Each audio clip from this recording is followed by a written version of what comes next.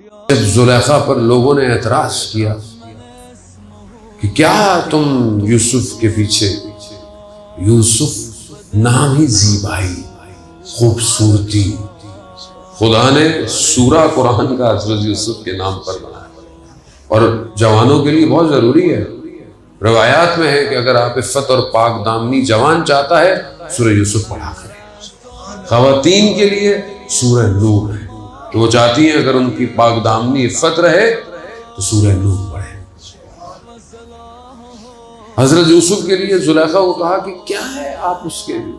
उसने कहा अच्छा मैं थोड़ी देर के लिए यूसुफ को बुलाऊंगी, अनार और चाकू, जैसे ही यूसुफ को देखना अनार काट देना। जब इन्होंने उस जमाले इलाही को देखा,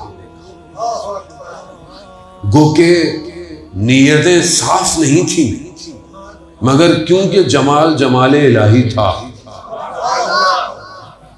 उंगलियां कट गई, पता नहीं चला।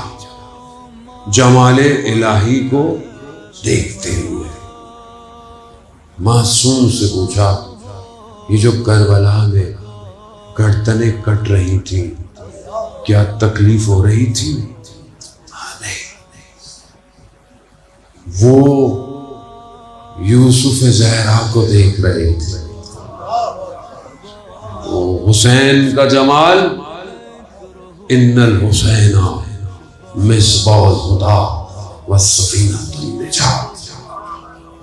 जो हुसैन को देख रहा हो उसके बदन के टुकड़े हो गए, उन्हें एहसास